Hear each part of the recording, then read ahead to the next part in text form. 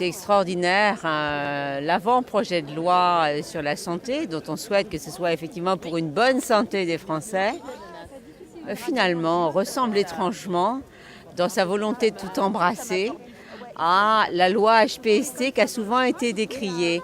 Donc la vraie difficulté que nous avons, nous, collectivement en France, c'est avons-nous la capacité à avancer sans avoir toujours besoin du recours à la loi. Par expérience, un élu local représente une dynamique de territoire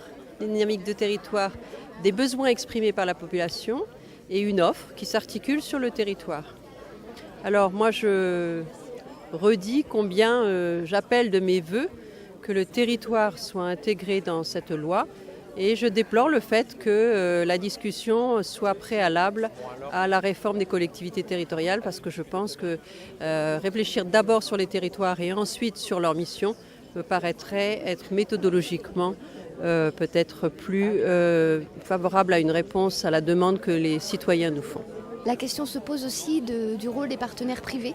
Et c'est une question à laquelle tout le monde n'a pas encore apporté de réponse. Et l'intérêt aussi, c'est de montrer qu'on peut apporter la preuve d'expérimentations qui ont été menées en commun, public-privé, et que ça peut donner plus d'agilité pour demain, pour une santé plus efficiente, dans l'intérêt effectivement de tous. L'accès à l'innovation, pour moi, est un accès qui devrait permettre de gommer les inégalités. Aujourd'hui, si on veut une IRM à Paris, on peut la passer sans problème. Quand on veut passer une IRM quelque part, en province, je veux dire dans la Creuse, c'est déjà beaucoup plus compliqué.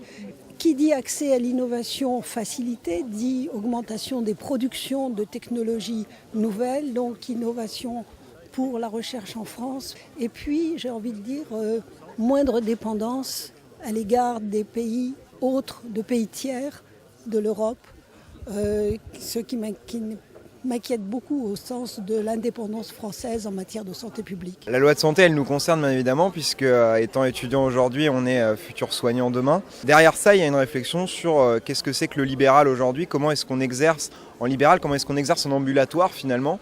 Et nous, c'est un sujet bien évidemment qui nous concerne, parce qu'aujourd'hui, on va vers un exercice en équipe pluriprofessionnelle, c'est-à-dire qu'on va travailler avec d'autres professions de santé. On va sur un exercice qui va être décentralisé, c'est-à-dire qu'on va avoir d'un côté l'hôpital et puis de l'autre le premier recours, et tout ça, ça va s'articuler, alors qu'aujourd'hui on a deux exercices qui sont relativement isolés. Et puis ça répond aussi à une question qui est la question de la répartition des médecins sur le territoire. Et on voit bien qu'en créant du lien entre l'hôpital et l'ambulatoire, on va pouvoir répondre à cette question. Mais bon, on est aujourd'hui en septembre, la loi sera votée en janvier, donc tout l'enjeu c'est les mois qui vont venir et comment est-ce qu'on va pouvoir transformer l'essai pour faire que demain, entre l'ambulatoire et l'hôpital, il y a une vraie communication et que l'organisation du système de soins, par le biais de l'ARS, elle soit cohérente et qu'elle réponde du mieux possible aux besoins de la population.